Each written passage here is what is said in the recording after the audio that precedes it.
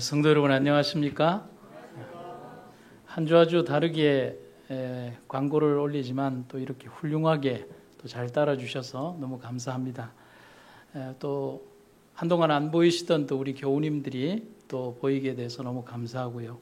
좀 공간이 더 협소해지면 아래쪽 우리 식당에다가 우리 케이블을 좀 더 보강해서 고화질로 영상이 나갈 수 있도록 또 그렇게 하도록 하겠습니다. 뭐 인터넷으로 보는 거나 밑에서 영상으로 보나 뭐가 다르냐라고 하겠지만 교회를 오시는 거잖아요. 그러니까 그 마음이 다르게 밑에 고화질로 영상이 또 되도록 또 보강을 해드리도록 하겠습니다. 오늘도 특별히 여러 가지 사정으로 온라인으로 예배드리는 우리 주의 백성들에게도 동일한 시간 하나님의 성전의 분위기가 그대로 전달되기를 주의 이름으로 축원합니다. 오늘 저는 여호수아 24장 15절의 말씀을 가지고 오늘이라는 제목으로 함께 은혜를 나누도록 하겠습니다. 2002년 5월 어린이 기도력에 있었던 한 내용을 좀 들려드리도록 하겠습니다. 게으른 참새 한 마리에 대한 이야기입니다. 다른 참새들은 모두 일찍이 일어나서 벌레를 잡아먹는데 게으른 참새는 일어나기 싫어서 그냥 미적미적대고 잘 안 일어납니다. 그래서 한 10시가 지나서 이렇게 일어나서 배가 고파서 들판에 날아가 보면 다른 참새들이 전부 다 벌레를 잡아먹고 또 태양이 뜨거우니까 벌레가 보이지 않습니다. 게으른 참새는 꼬르륵 소리가 나서 배를 움켜쥐고 들판을 서성거리기 일쑤지만은 그의 게으름 때문에 배를 골게 됩니다. 그런데 어느 날 동네에 벌레 장수가 왔습니다. 그 벌레 장수가 이 게으른 참새에게 뭐라고 얘기를 하냐면 네가 깃털 하나를 뽑아주면 나는 벌레 하나를 줄게 라고 아주 매혹적인 제안을 합니다. 솔깃해진 참새가 자기에게 있는 흐드러진 이 깃털 중에서 하나를 뽑아주니까 아주 살이 통통하게 오른 벌레 한 마리를 주더라는 겁니다. 정말 맛이 있었습니다. 참새가 생각을 하기를 이렇게 쉬운 방법이 있었구나라고 생각을 하면서 그 다음 날 또 벌레 장수에게 가니까 깃털 하나를 주고 또 살이 통통하게 오른 이 벌레를 먹고 그렇게 했습니다. 그러다 보니까 너무 삶이 쉬웠습니다. 그리고 남은 시간은 뒹굴며 지내고 그냥 그 특유의 게으름으로 시간을 보냈습니다. 그렇게 언제까지 갔냐면 겨울이 올 때까지 그렇게 했습니다. 그러는 동안 참새는 알몸이 되었고 살은 통통하게 올랐고 그런데 이제 겨울이 되니까 벌레가 없으니까 벌레 장수는 떠나갔습니다. 그제서야 자신의 어리석음을 후회하고 이제는 슬피 울었지만 그는 이미 뚱보가 되었고 날 수 있는 날개에 깃털도 없고 그리고 벌레는 하나도 남아있지 않았습니다. 이 글을 쓴 어린이 작가는 우리에게 이런 교훈을 남겨줍니다. 참새는 하루 만에 알몸이 되지 않았다는 겁니다. 참새가 한순간에 알몸이 되지 않은 것처럼 우리도 한 번 혹은 하루 만에 하늘나라를 잃는 사람은 없습니다. 하나님은 그렇게 불공평한 하나님이 아니라는 사실입니다. 참새가 하루를 편하게 살기 위한 삶을 선택했습니다. 하루요. 그런데 그 하루를 살기 위한 편안한 선택이 꾸준히 이어졌습니다. 그런데 하루는 또 다른 하루가 되고 하루는 또 다른 내일로 이어졌습니다. 여러분, 오늘 바꾸지 않은 잘못, 오늘 변하지 않은 잘못된 삶은 그리고 생활은 그리고 선택은 우리의 삶을 영원한 생명의 구원에서 멸망으로 가게 만든다는 것입니다. 그래서 변화는 내일이 아니라 오늘이 되어야 한다는 사실입니다. 여러분 같이 한번 읽어보시겠습니까? 시작. 지금 변하지 않으면 죽는다. 어디에 써 있는 경문일까요? 제 컴퓨터 상단 위에 붙여져 있는 경문입니다. 상당히 오랜 시절 전부터 제가 붙여놓은 글귀입니다. 여러분 제가 이 글을 쓴 이유는 제 자신에게 경종과 일깨움을 주기 위한 하나의 경문과 같은 것입니다. 저뿐만이 아닙니다. 변화라는 주제는 우리에게 정말 필요한 주제이고 우리에게 정말 필요한 단어가 바로 변화라고 하는 겁니다. 그리고 그 변화의 시간이 오늘이 아니면 우리는 항상 오늘과 어제에 안주하는 사람이 되어버린다는 사실입니다. 프랑스의 유명한 곤충학자 가운데 파브르가 어느 날 날벌레의 상태를 주의 깊게 관찰하던 중에 어느 특정한 날벌레들 가운데 이상한 행동을 하는 것을 봤습니다. 그것은 어떤 특정한 날벌레들이 갑자기 앞에 있는 날벌레가 이렇게 뛰어올라서 돌기 시작하면 방향도 없고 이유도 없고 목적도 없이 뒤에 있는 날벌레들이 따라서 돌기 시작한다는 겁니다. 그리고 날벌레를 따라서 무턱대고 그냥 빙빙 돌기 시작하는데, 그래서 빙빙 돌고 있는 날벌레들에게 그 날벌레들이 좋아하는 단 것이나 혹은 다른 것들을 줘도 일절 거들떠 보지도 않고 계속 돌기만 한다는 겁니다. 어느 정도를 돌았냐면 7일 동안 돌다가 결국은 지쳐서 쓰러져 죽더라는 것입니다. 여러분, 날벌레만 그렇겠습니까? 날벌레처럼 그런 의미 없는 반복된 삶을 사는 사람들, 그리고 신앙인들이 의외로 많다는 사실입니다. 오늘 우리의 삶을 한번 돌아봅시다. 신앙인의 이름으로 살아가는 우리들이지만 우리에겐 도전정신이 사라지고 순교자의 헌신적인 사랑과 노력의 정신, 개척의 정신이 사라져가는 시대에 우리가 살아가고 있습니다. 오늘 우리의 모습과 현실에 안주하려는 그것이야말로 가장 두려운 질병임을 잊어서는 안 되는 것입니다. 그래서 누가 썼는지는 모르지만 한 분의 글을 소개해 드리겠습니다. 계속 같은 오늘을 되풀이하면서 내일은 바뀌라고 기도하는 것은 신에 대한 모독이다. 여러분, 이 말을 기억해 주시기를 바랍니다. 짧게 한 두 가지를 생각해 보겠습니다. 첫 번째, 여호수아 24장 15절에 보면 여호수아는 오늘 선택하라는 중요한 경고의 기별을 우리들에게 전해줍니다. 그러므로 이제는 여호와를 경외하며 성실과 진정으로 그를 섬기라. 너희의 열조가 강 저편과 애굽에서 섬기던 신들을 제하여 버리고 여호와만 섬기라. 만일 여호와를 섬기는 것이 너희에게 좋지 않게 보이거든 너희 열조가 강 저편에서 섬기던 신이든지 혹 너희의 거하는 땅 아모리 사람의 신이든지 너희 섬길 자를 오늘 택하라. 오직 나와 내 집은 여호와를 섬기겠노라. 아멘. 요단강 도하 이후에 이스라엘 백성들의 인도자로 부르심을 받은 여호수아는 가장 먼저 해야 하는 일을 단행을 합니다. 이스라엘 모든 지파를 세겜에 모으고 설교하고 어떤 특정한 결단을 요구하는데 그 결단이 오늘 하라는 것입니다. 그 결단이란 우리의 섬길 신을 오늘 선택하라는 것입니다. 여러분, 이 질문이 조금 잘못되지 않았습니까? 좀 이상합니다.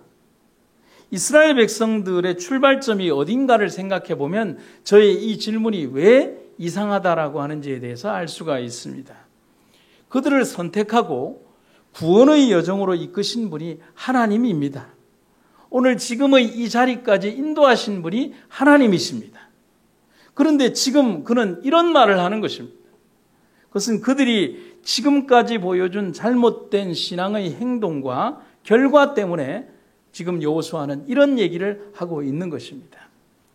지금까지 그들은 하나님을 믿는다 하면서 마음속에 우상을 가지고 있고 그것뿐만이 아니라 실제적인 우상을 섬기며 39년의 세월을 지금까지 왔습니다. 여호수아는 지금 단언하기를 하나님과 강 저편의 신들 중에서 분명히 너희들이 섬길 자를 선택하라고 얘기를 하고 있습니다. 약속의 땅을 앞에 두고 지금껏 살아왔던 신앙적 관행으로 여전히 그곳으로 들어간다면 아무런 의미가 없음을 말하고 있는 것입니다. 그래서 지금 선택하라고 하는 것입니다. 그 선택은 내일 해서도 안 되고 차차해서도 안 되고 바로 오늘 지금 선택하라는 것입니다. 결심하라는 것입니다. 여러분, 사람들은 항상 변화라는 주제에 맞닥뜨리면 뭐라고 대답하기를 좋아하냐면 다음에 라고 말하기를 좋아합니다. 오늘까지 한 그 행동이 편하고 어렵지 않고 습관이 되어버린 것입니다. 변화가 어려운 이유입니다. 그래서 습관이 되어버린 그것은 변화를 어렵게 만듭니다. 그런데 이스라엘 백성들이 그렇습니다. 빌립에게 명령하신 사도행전의 기록을 한번 보도록 하겠습니다. 주의 사자가 빌립에게 말하여 이르되 일어나서 남쪽으로 향하여 예루살렘에서 가사로 내려가는 길까지 가라 하니 그 길은 광야라. 여러분, 사마리아는 전도자 빌립에게 있어서 아주 성공한 목회지였습니다. 흔히 우리가 말할 때 이제부터 빌립에게 남아있는 것은 꽃길만 걸으면 되는 그런 지역이 사마리아입니다.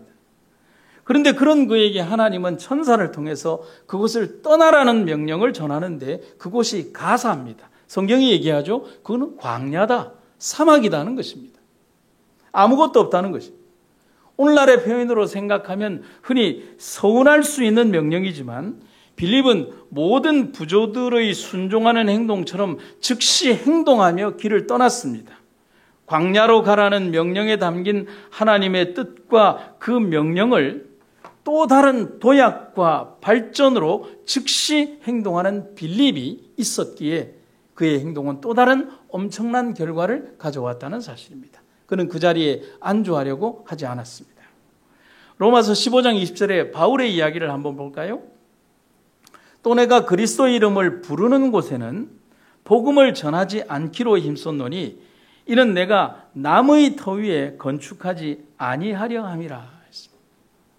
여러분, 제가 여기에 그림을 같이 붙여놨는데 두 개의 어떤 이 색깔이 겹쳐지면서 오버랩이라는 단어를 썼습니다. 영어로 오버랩이라는 것은 겹친다라는 뜻입니다. 여러분, 이 구절이 제시하는 의미를 한번 생각해 볼까요? 바울이 왜 이 말을 했겠습니까?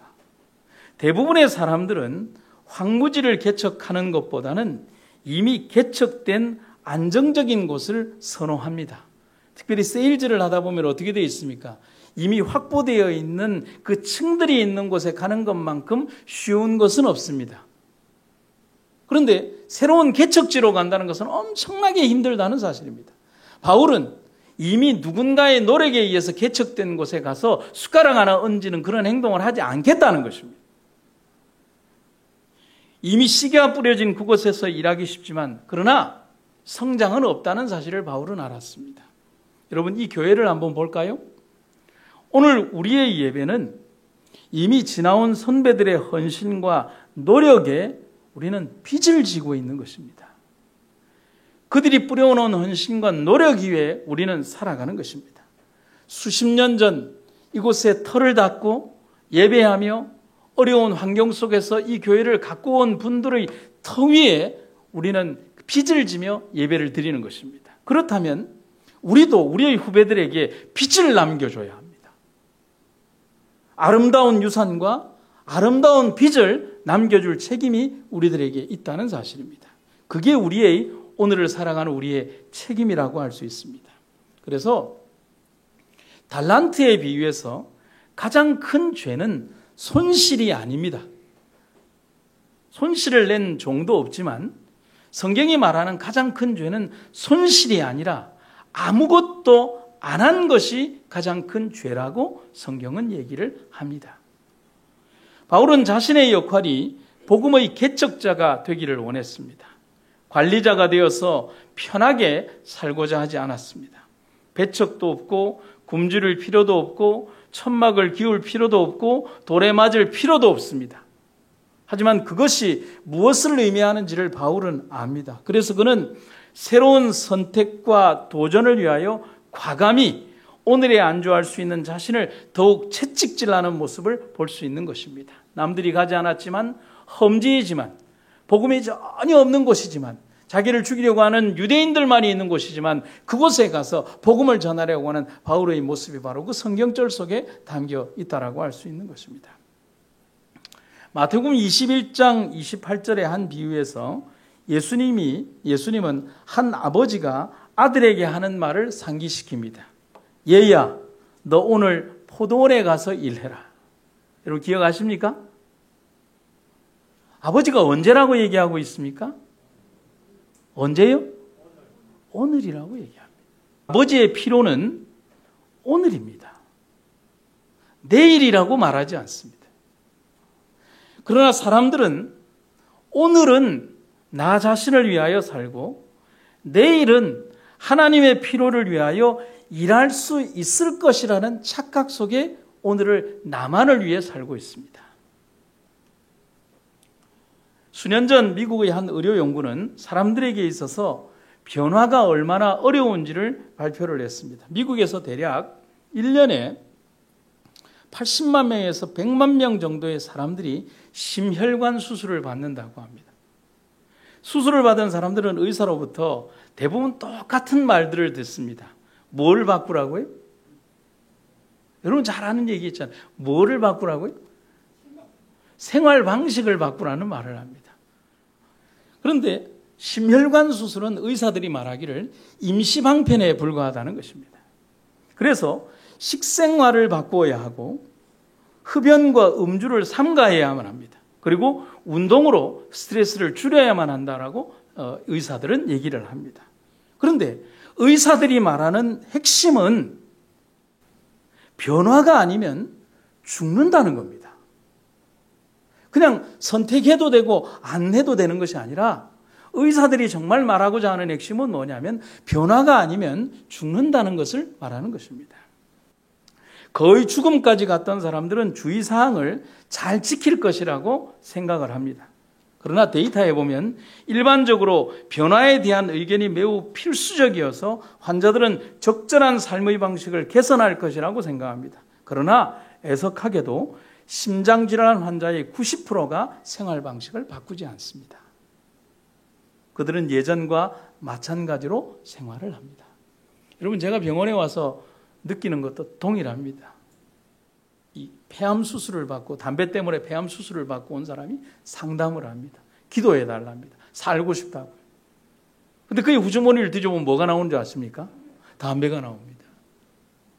당신 이거 피면 죽습니다라고 얘기를 하지만 끊기가 어려워서 라고 얘기합니다. 그리고 그날 오후에 가보면 요 밑에 와서 뭘 하고 있냐면 담배를 피우고 있습니다. 거듭된 연구는 심장 수술을 받은 사람들이 2년 후 생활을 조사해 봤습니다. 데이터를. 그들은 자신들의 습관을 전혀 개선하지 않았습니다. 그들은 삶의 변화를 선택하거나 이루는 것 대신에 그들은 무엇을 선택했냐면 죽음을 스스로 선택했습니다. 정말 의미심장한 글이 아닐 수 없습니다. 변화를 선택하기보다 무엇을 선택했다? 죽음을 선택했다는 것입니다. 하나님께서는 지금 그분을 섬기고 영원한 진리의 토대에 서고자 선택하는 모든 사람들을 부르고 계신다. 지금 있는 분열을 만들어서 현재 사태를 몰고 온 사람들은 일이 더 진행되기 전에 심각하게 생각하기 위해 멈추도록 하자. 그대들의 행로를 바꿔라. 너희 섬길 자를 오늘날 택하라. 만일 여호와가 너희 하나님이면 그를 쫓고 바알이 하나님이면 그를 쫓으라. 여러분, 우리들에게 정말 필요한 것은 오늘 우리가 살아가는 삶의 잘못된 방향과 삶을 완전히 바꾸어서 하나님께로 바꾸는 것입니다. 그것이 언제 필요한 것이냐면 내일이거나 그 다음 날이거나 혹은 다음 주이거나 차차이거나 혹은 당분간 지나서거나 혹은 그 성경에 있는 것처럼 시방은 가라 내가 다음에 필요하면 부르겠다라고 얘기했던 그런 총독의 그런 말이 아니라 오늘 당장 지금 이 순간 내 삶의 방향을 바꾸지 않으면 나의 내일은 없다는 사실을 성경은 우리에게 말해주고 있는 것입니다. 이 글을 한번 보시겠습니까? 따라하시죠. 꼭 필요한 것은 개선이 아니라 변화다. 여러분 기억하시기를 바랍니다. 우리의 삶을 돌아보면서 한번 생각을 해봅니다. 우리는 신앙인의 이름으로 참 오랜 세월을 살아왔습니다. 저도 생각해 보니까 제 신앙의 삶이 거의 40년을 넘어가는 것 같습니다. 엄청난 변화와 회심이 우리를 지배하는 것처럼 보이지만은 실제로 우리는 과거 변화되기 전 성품을 답습하고 있습니다. 저는 그게 너무 두렵습니다. 여러분 저는 학생 시절 친구를 따라 교회를 나온 이후에 예수님을 경험하고 뜨거운 어떤 경험을 하고 침례를 받고 신학을 가고 공부를 하고 목회를 30년을 해왔지만 불쑥불쑥 튀어나오는 저의 어떤 성격과 성향과 모습들 속에서 무엇을 보느냐 하면 40년 전 혹은 수십 년 전 저의 변화되기 전에 어떤 그런 나쁜 습성들과 습관들이 그냥 튀어나오는 것을 보게 되는 것입니다. 40년 광야 생활을 경험하고 뼈아픈 광야의 학교에서 수없이 많은 경험과 학습을 하고 1세대의 사람들이 광야 전체에서 죽어나간 그 경험 이후에 그들이 요단강을 건너 지금 세겜에 모인 그 자리에서 이스라엘 백성들이 정작 가나안 입성 전에는 버려야 할 우상과 마음의 더러움이 그대로 있었다는 사실입니다. 여호수아는 그걸 지적하고 있는 것입니다. 오늘의 우리들에게도 신앙과 함께 성장한 버려야 할 우상과 더러움의 것들이 너무 많다는 것입니다. 한 의사 선생님으로부터 들었던 말이 기억이 납니다. 선생님, 그분은 저를 목사님으로 모르니까요. 선생님, 사람이 젊으면 암세포도 젊습니다. 저는 그 말이 너무 충격이었습니다. 성장하고 자란다는 것이죠. 그리고 그 말을 우리가 영적인 의미로 한번 생각을 해볼까요? 우리 삶에 죄는 나와 함께 성장한다는 것입니다. 뭐 하지 않으면요, 잘라내거나 끊어내지 않으면. 여러분, 그래서 제가 이런 생각을 해봤습니다. 신앙은 말씀이 우선이지 개인적 삶의 경험이 우선이 아닙니다. 여러분, 이분이 성경을 읽고 있습니다. 그런데 어떻게 읽고 있어요? 눈을 가리고 성경을 읽고 있어요. 그럼 성경을 보는 걸까요? 안 보는 걸까요? 한번 생각을 해보시죠. 많은 사람들은 우상을 형상으로만 생각을 합니다. 그러나 현대의 우상은 마음에 더 많이 존재합니다. 명예를 쫓는 정신, 물질을 중시하는 마음, 높고자 하는 중심, 세상을 향한 끝없는 욕심과 사랑, 이렇듯 이 땅에는 수없이 많은 버려야 할 것들이 우리의 마음속에 있음을 기억하도록 합시다. 때로는 과거의 신앙적 경험이 오늘의 전진을 방해하는 수가 있을 수도 있습니다. 사람들은 예전에 한번 먹고서 고생했던 생선의 가시를 생각하며 평생 생선을 먹지 않는 사람들이 있습니다. 사람들은 예전에 자신이 경험했던 성공의 경험에 한없이 빠져들기를 좋아하고 오늘 자신의 영적 상태를 돌아보지 않으려고 하는 사람들이 있습니다. 사람들은 자신의 예전에 경험한 실패의 경험에는 그와 비슷한 아무러한 자그마한 일들도 하려고 하지 않습니다. 무언가를 하려고 하면 예전에도 했습니다. 안 됩니다. 예전에 전도지 돌려봤습니다. 안 됩니다. 예전에 이런 일들을 했습니다. 안 됩니다. 라고 하는 실패의 경험을 오늘도 당연히, 어제 비가 왔다고 오늘도 당연히 비가 오리라고 생각하는 그런 부정적 사관에 사로잡혀서 살아갑니다. 결국은 과거의 실패의 경험, 성공의 경험 다가 우리의 미래를 다 막을 수 있다는 사실입니다. 그럼 어떻게 할까요? 말씀으로 무장된 사람들이라면 어제의 승리의 경험으로 오늘을 이겨야 하고 어제의 실패의 경험으로 하나님을 더욱더 의지해야 합니다. 과거의 나를 살리고 인도하신 그 감격적인 경험이 오늘의 살아있는 나의 경험이 되어야 합니다. 그리고 어제 실패했던 그 경험이 오늘 내가 다시 답습하지 않는 경험이 되어 하나님을 붙드는 경험이 되기를 간절히 바랍니다. 이스라엘 백성들에게 38년 전 정탐꾼의 보고가 더욱 강하게 남아 있었다면 그들은 지금의 이 자리에서도 분명히 전혀 다른 엉뚱한 선택을 하였을지도 모릅니다. 그렇지 않습니까? 왜 여호수아가 몰아치듯 그들에게 오늘 결심을 강요하고 있습니까? 그것은 이 중요한 시간 어설픈 믿음이나 혹은 어설픈 자기 판단으로 그들이 겪어야 했던 40년 방랑을 잊지 말라는 것입니다. 불과 며칠이면 갈 수 있었던 가나안의 입성이 40년이나 지체되었다는 사실을 절대로 잊지 말라는 것입니다. 그래서 제가 이렇게 정리를 해보죠. 그들은 400년을 기다려서 출애굽을 했습니다. 그리고 40년을 더 광야에서 지체를 했습니다. 불과 40일이면 갈 수 있는 거리를 말입니다. 만약에 그런 정신이 아직도 남아있다면 더 큰 기다림의 시간이 지나야만 우리는 결과를 얻게 될 것입니다. 여러분, 오늘 우리의 선택이 가장 올바른 선택이 되기를 간절히 바랍니다. 오늘 우리의 선택이 가장 빠른 선택과 결심이 되기를 간절히 바랍니다. 여러분, 오늘 우리의 마음속에 하나님을 향한 강력한 믿음의 선택이 그 어떤 것도 방해받지 않는 믿음의 선택으로 하나님을 선택하게 되기를 간절히 바랍니다. 여러분, 제가 오늘 담배 끊는 방법을 가르쳐 드릴까요? 여러분, 담배를 끊는 방법, 제일 좋은 방법이 이거는 어떨까요? 20개의 담배 키를 오늘 피고요, 내일은 19개를 피는 겁니다. 그 다음 날은요 18개를 피고요, 그 다음 날은요 17개를 피고요, 그럼 20할 때는 1개를 피고요. 그러면 21일째 되는 날은 어떻게 될까요?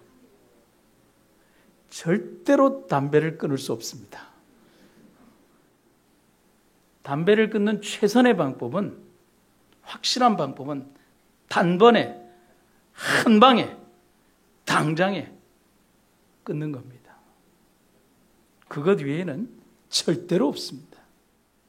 잘못된 것을 떠나는 결심은 죽을 것 같은 공통이 때론 따를 수 있을지라도 오늘 당장 떠나야 합니다. 악한 습성과 잘못된 것으로부터는요, 여지를 두지 말고 뒤돌아서야 합니다. 오늘 내가 결심한다면 나는 즉시 하나님의 품 안에 들어가게 될 것입니다.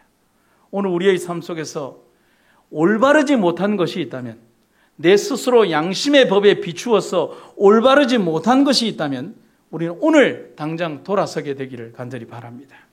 아무리 어두운 곳에서도 정직할 수 있는 그런 빛의 사람들이 되기를 간절히 바랍니다. 한 사람이 요한 웨슬레에게 이렇게 질문을 했습니다. 오늘 밤 12시에 죽는 것이 확실하다면 오늘 하루 동안 무엇을 하시겠습니까? 웨슬레가 이렇게 대답을 합니다. 다른 날과 다름없이 설교 준비와 신방을 하겠습니다. 그리고 다른 날보다는 30분 일찍 잠자리에 들어가겠습니다. 여러분, 재물은, 곧 하나님 안에서 잠들어야 되는 웨슬레는 마지막 순간까지 늘상 하던 일을 꾸준히 하고 죽음을 30분 앞당겨 맞이할 수 있는 자신을 가지는 것이라고 우리에게 말해줍니다. 여러분, 오늘 우리의 삶들이 어떤 순간과 환경에 처한다 할지라도 어차피 우리가 살아가는 삶의 마지막 날이 오늘이라는 사실입니다. 내일이 되면 또 오늘이 되면 우리는 또 그날이 인생의 마지막 날이 됩니다. 내일로 미루지 말고 우리의 삶이 온전히 주님 안에 거하는 하루가 되시기를 간절히 바랍니다. 그리고 야곱은 우리에게 얘기를 합니다. 베델로 올라가야 되는 시간은 오늘이라고 얘기를 합니다. 창세기 35장의 이야기를 한번 생각해 보겠습니다. 수십 년 전에 있었던 형제간의 앙금을 가슴에 안고 돌아오는 야곱에게 있어서 그를 도와줄 수 있는 사람은 아무도 없었습니다. 그는 너무나 많은 사람들에게 거짓을 저질렀고 그의 장인도 그에게는 돌아갈 수 없는 땅이 되었고 남은 곳은 고향인데 거기에는 그를 철천지 원수로 생각하는 형 헤서가 그를 칼을 들고 기다리고 있었습니다. 야곱 그는 바로 그 절대절명의 순간에서 그를 도울 수 있는 유일한 분을 생각했습니다. 누구밖에 없어요? 하나님밖에 없습니다. 여러분, 저는 이 순간의 야곱이 너무 부럽습니다. 이 절대절명의 순간에 하나님만 떠올린 야곱이 너무나 부럽습니다. 우리는 수없이 많은 위기와 고난과 아픔과 또 때로는 위기의 순간들에 하나님 아닌 다른 것들을 너무나 많이 생각하며 이 땅에서 살아왔습니다. 여러분, 야곱처럼 더 이상의 퇴로가 막히고 앞으로 가는 길이 막혔을 때 오직 하늘만을 바라보며 예수님만을 생각하는, 그분 한 분만을 생각하는 여러분과 제가 되기를 간절히 바랍니다. 그를 살릴 수 있는 유일의 보호자가 베델에 있습니다. 이미 그를 살리신 보호자. 그는 그곳에서 자신의 모든 과거의 죄들을 버리고 하나님 앞에 벌거벗은 모습으로 서게 됩니다. 야곱은 바로 오늘, 그리고 지금 그 순간 하나님의 장소 베델로 올라가자라고 말하고 있는 것입니다. 지금 그가 하나님에게로 가는 일 외에 할 수 있는 일이 무엇이 있을 수 있겠습니까? 여러분, 우리의 삶을 한번 조명해 봅시다. 우리의 오늘은 하나님이 중심이 되고 있습니까? 제가 질문을 드리죠. 오늘 여러분의 하루는, 오늘은 하나님이 중심이 되고 있습니까? 왜 자신 있게 대답을 안 하십니까? 그러면 제가 대답을 한번 같이 해보죠. 나의 오늘은 하나님이 중심이 되십니다. 아멘. 꼭 그런 축복이 함께 하시기를 간절히 바랍니다. 걸어왔던 신앙의 길은 참 오랜 세월인 것 같지만 이스라엘 백성들처럼 겨우 며칠 만에 갈 수 있는 거리를 40년이나 멀리 돌아가며 세월을 다 보내고 있는 사람들은 아닌가를 심각하게 생각해 봅니다. 그들과는 다르다라고 말할 수 있지만 분명한 것은 그들보다 못할 수도 있다는 것이 우리를 두렵게 합니다. 오늘 우리가 지금 내가 변하지 않는다면, 주님께로 삶의 방향을 돌리지 않는다면, 오늘 주님이 우리를 만나신 장소인 베델로 올라가지 않는다면 아무런 희망이 없다는 사실입니다. 히브리서에 있는 기별입니다. 오직 오늘이라 일컫는 동안에 매일 피차 권면하여 너희 중에 누구든지 죄의 유혹으로 강팍해 됨을 면하라. 오늘이라 일컫는 동안에 매일 피차 권면하라. 테레사 수녀는 우리에게 이런 권면을 남깁니다. 어제는 지나갔으며 내일은 능력 밖에 있고 오늘만이 그리스도의 영광을 위해 있다. 우리가 너무나 늦게야 깨닫는 사실이지만 인생은 오늘을 살아가는 우리의 삶으로 인생이라는 천을 만든다는 것입니다. 오늘만이 내 것입니다. 오늘은 다시 오지 않습니다. 인생은 그렇게 재빨리 지나가고 있습니다. 지구는 초속 90마일로 우주를 달립니다. 하지만 인생은 그것보다 더 빠르다라고 얘기를 합니다. 우리는 항상 만일, 내일 합니다. 그러나 오늘이 가장 중요하다는 것을 우리는 기억을 할 필요가 있습니다. 하나님은 우리에게 살아갈 수 있는 힘과 재물과 행복과 토지와 집을 주셨지만 우리는 그 하나님의 주신 축복에 만족하지 않고 하나님 중심이 아닌 세상 중심적으로 사는 것은 아닌가를 생각하기를 간절히 바랍니다. 오늘 우리가 하나님을 마음으로, 참마음으로 선택한다면 모든 것이 다 달라지게 될 것입니다. 야곱이 베델에 오르기 전에 어떻게 달라졌는가를 한번 보도록 하겠습니다. 야곱은 베델로 올라가기 전에 자신의 20년 공력이 든 예물의 거의 대부분을 형 에서를 위한 예물로 바쳤습니다. 거의 남아있지 않았습니다. 예물이 가는 동안 하나님은 에서에게 임하셨고 에서는 야곱을 받아들이게 됩니다. 지금까지 야곱이 몸바쳐 일한 재산의 상당수가 고스란히 형의 것이 되어버린 것입니다. 여러분, 야곱은 어쩌면 지금껏 읽어왔던 그 모든 재산을 형성하기 위하여 그렇게 속이고 또 속임을 당하며 20년의 세월을 보냈는데 지금은 그 모든 재산의 거의 전부 다를 형에게 다 돌려주게 되는 것입니다. 야곱은 나이가 깊이 들고서야 자신의 죄를 뉘우치는 것입니다. 그리고 자신을 본 것입니다. 그는 지금 이 시간 하나님을 만나지 아니하면 안 된다는 것을 그는 뼈저리게 느낀 것입니다. 그래서 그는 지금 모든 것들을 다 버리고 베델로 오르고 있는 것입니다. 여러분, 우리의 경험이 바로 그런 경험인 것입니다. 다시 우리를 한번 생각해 볼까요? 제가 이렇게 한번 써봤습니다. 예배당에 앉아 1시간의 예배만을 잘 드린다고 모든 게 끝나는 게 아닙니다. 안곳반 편성표에 이름이 있다고 감사헌금과 각종의 헌금을 낸다고 신자는 아닙니다. 삶의 연장에서, 내 직업의 자리에서, 가정의 중심에서 항상 하나님의 자녀로 사는 사람, 혹 그렇게 살지 못했다면 내일이 아닌 오늘, 지금 이 시간 하나님을 붙들 수 있는 사람, 하나님 앞에 진정 무릎 꿇어서 자신의 귀향을 나 돌아왔습니다를 소리 높여 외칠 수 있는 그런 사람이 진짜의 사람이 될 수 있는 것입니다. 오늘 여러분과 제가 바로 그런 귀향하는 사람들이 되시기를 간절히 바랍니다. 우리에게 믿음과 영적인 계몽이 필요한 때가 있다면 바로 지금이다. 기도로 깨어있고 하나님의 뜻을 알고 행하고자 하는 간절한 소망으로 매일 성경을 상고하는 자는 사단의 어떤 기만으로도 잘못 인도되지 않는다. 여러분, 아멘입니까? 오늘 하나님의 능력의 손 위에 있는 사람을 사단은 결코 어찌할 수 없음을 여러분과 제가 기억하시기를 간절히 바랍니다. 한 이야기를 마지막으로 들려드리겠습니다. 영국의 어떤 신사가 일주일에 한 번씩 도서관에 가서 책을 읽는 습관이 있었습니다. 하루는 그가 습관을 따라 도서관에 가서 책을 고르는데 마침 종교서적이 눈에 들어왔습니다. 그래서 신사의 마음속에 갑자기 하나님에 대한 호기심이 생겼습니다. 하나님은 어떤 분일까?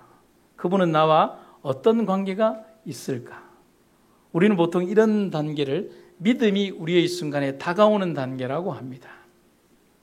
그가 이런 생각을 할 때 그의 마음속에 사탄이 찾아와서 이렇게 속삭였습니다. 참 좋은 관심을 가졌군. 하지만 곧 점심시간인데 점심 먹고 생각해도 되지 않을까?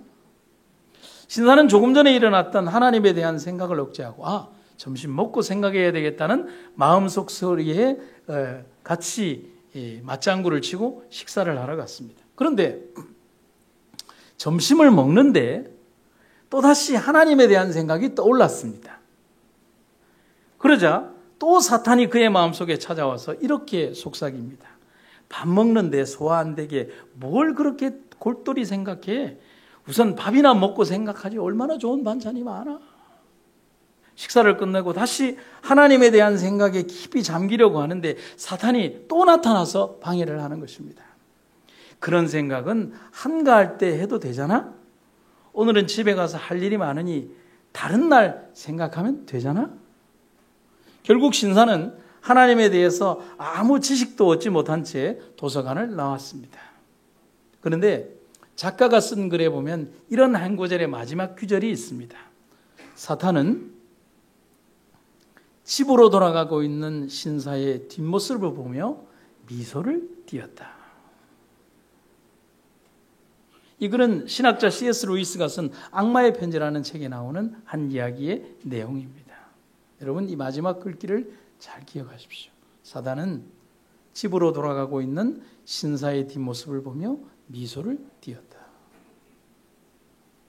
사탄의 전략은 하나님에 대한 일들을 미루게 만듭니다. 사탄의 지연 선수는 대단히 뛰어납니다. 머리가 아프다는 핑계, 기분이 나쁘다는 핑계, 바쁘다는 변명 등으로 일단 하나님을 가까이 하는 것을 뒤로 연기하도록 합니다. 하나님을 믿지 않아야 되는 이유, 교회를 가지 않아야 되는 이유, 하나님에 대한 헌신을 하지 않아야 되는 수만 가지의 데이터와 리스트를 작성을 해놓고 가장 적절한 이유를 나의 삶의 환경에 너무나도 절묘하게 맞게 나에게 제시해 주고 있다는 사실입니다. 기가 막히게 들어맞춘다는 사실이죠.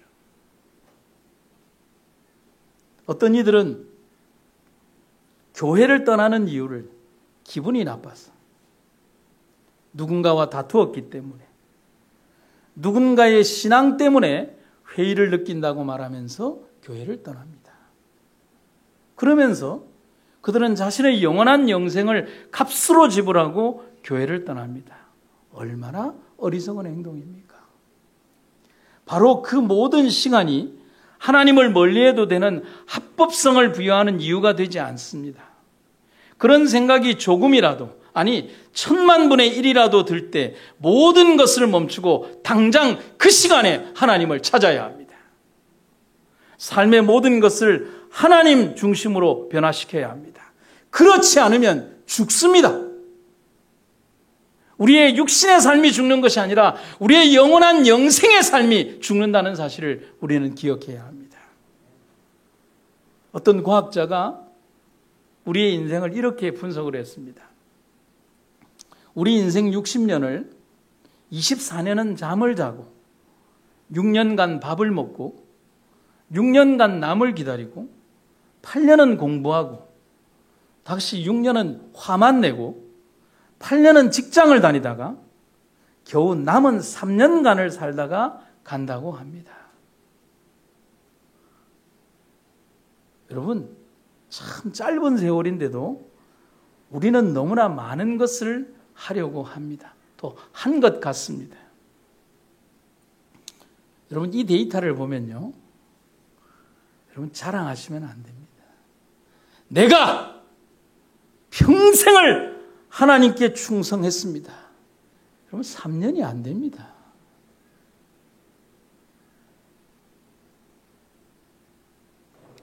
평생을 하나님께 충성한다고 자랑하지 마십시오. 겨우 몇 년입니다. 그런데 더 놀라운 건 뭔지 아십니까? 하나님은 그 짧은 충성에도 불구하고 우리를 영원한 땅으로 이끌어 주십니다. 오늘 내가 하나님 만날 수 있기를 기도합니다. 30년을 믿어왔는데요. 40년을 믿었는데요. 10년을 믿었는데요. 목사인데요. 집사인데요. 장로인데요. 여러분, 그렇게 살았다는 것이 횟수가 중요한 것이 아니라 가슴 떨림으로 하나님을 만나는 경험이 오늘 우리에게 있어야 하는 것입니다. 무슨 장로가 아니고 무슨 목사가 아닌 내 이름 석자의 빈 모습으로 벌게벗겨진 적신의 모습으로 베델에 올라가서 하나님 내 삶의 모든 것들을 드렸던 야곱의 모습처럼 삶을 변명하는 데 익숙한 내가 아니라 벌거숭이 모습 그 자체로 하나님을 오늘 만나게 되기를 간절히 바랍니다. 아니, 바라는 게 아니라 만나야 합니다. 마지막으로 한 글귀를 읽겠습니다. 오늘을 위하여 이겨라. 오늘을 위하여 자기를 부정하라. 오늘을 위하여서 깨어서 기도하라. 오늘을 위하여 하나님 안에서 승리를 거두어라. 오늘 이 순간 가장 행복한 만남이, 설레이는 만남이, 주님과의 그 격정적인 만남이 오늘 이 시간을 가득 채우기를 간절히 바랍니다. 우리의 영원하신 아버지 하나님, 우리를 인도하신 주의 은혜를 인하여 감사드립니다. 주의 놀랍고 아름다운 은혜가 우리와 함께 하심을 인하여 감사드리며 우리의 부족함과 연약함을 하나님 감추시고 당신의 거룩한 의의 옷으로 우리를 옷 입혀 주시옵소서. 주님, 흑암이 깊어지고 있습니다.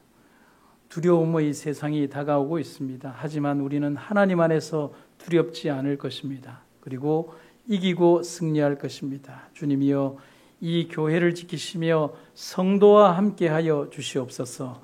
주의 놀랍고 아름다운 은혜와 사랑이 오늘의 우리를 이끌어 주시옵소서. 예수님 이름으로 기도드립니다. 아멘.